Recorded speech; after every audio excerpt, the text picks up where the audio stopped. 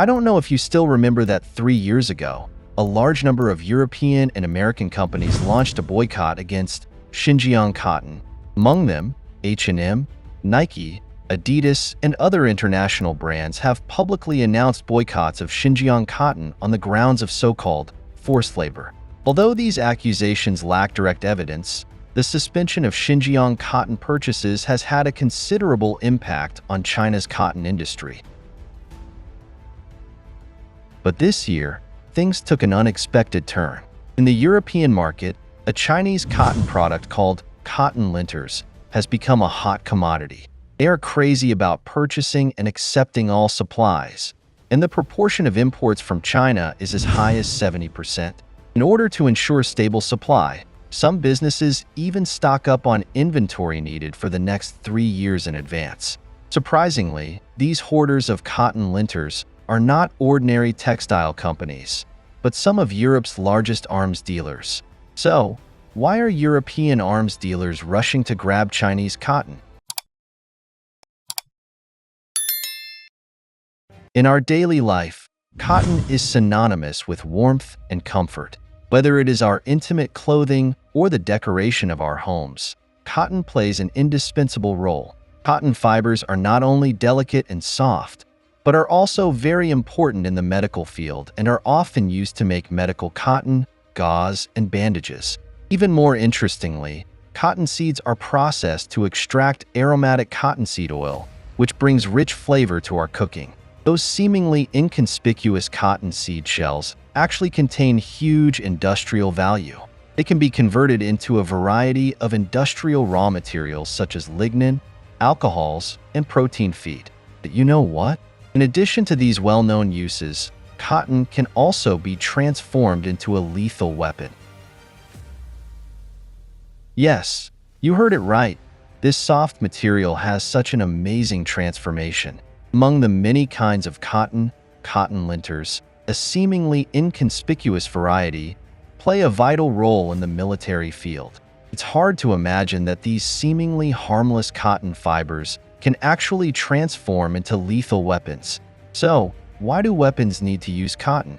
In fact, cotton linters are ideal for making gunpowder because of their short, dense fibers. That's right, it's gunpowder.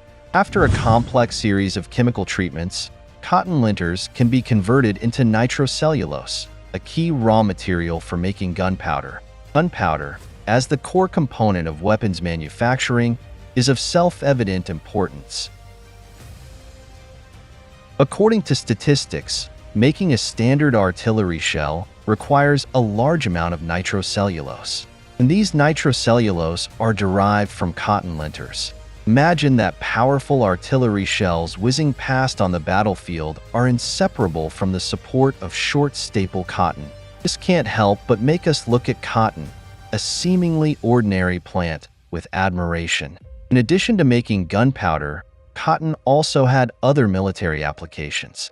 For example, using the fiber properties of cotton, scientists have developed lightweight yet tough, bulletproof materials. These materials can not only provide effective protection for soldiers, but also reduce their burden and make them more flexible on the battlefield. In the global cotton market, China occupies an extremely important position. In particular, the Xinjiang region in western China is not only China's largest cotton production base, but also an integral part of the global cotton supply chain. According to statistics, more than 70% of the gunpowder cotton used in the European market relies on imports from China. Among them, Sweden's Saab and Germany's Rheinmetall performed particularly well, importing more than 200 tons of cotton every year.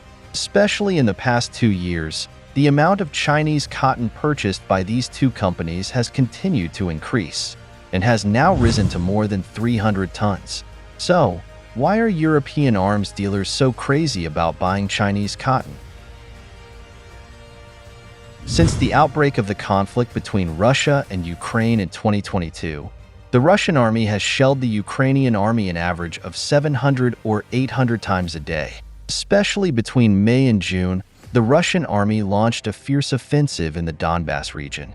The number of artillery shells used daily is 10 times that of the Ukrainian army, with an average of 50,000 artillery shells fired every day, and a total consumption of nearly 4 million rounds in 2 months. To this day, this war is still ongoing, and the huge consumption of artillery shells has put the supply of key raw materials such as nitrocellulose under great pressure. An executive at a European arms manufacturer revealed that the supply shortage of nitrocellulose has had a significant impact on the industry.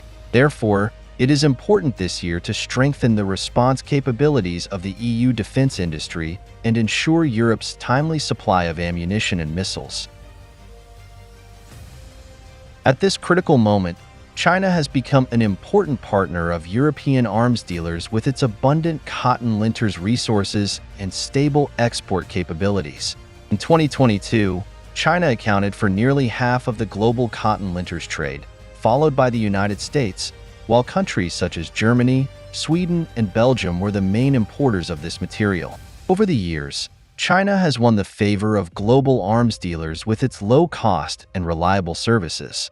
The high dependence on Chinese cotton also worries European merchants. They worry that under the current complex international political situation, China may restrict the export of this raw material once Sino-Western relations deteriorate. Therefore, they began to actively hoard Chinese cotton to prevent possible supply risks in the future. It is worth mentioning that despite the increasingly tense relations between China and the West, Sweden's Saab still emphasized in April this year that although it is not currently facing supply chain problems in the long term, the company may have to find alternatives to ensure the stable operation of Europe's ammunition ecosystem. However, finding alternatives is not easy. Although Saab is trying to use wood to produce nitrocellulose, the technology is not yet mature and is still a long way from actual production. Therefore, Germany's foreign relations chief bluntly pointed out that the production of key ingredients for nitrocellulose has long relied on outsourcing to China and other places.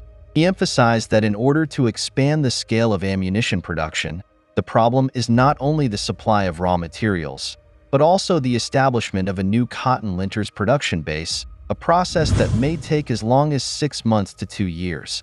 This means that once China restricts the export of related materials, European arms manufacturers will face serious risks of supply chain disruption.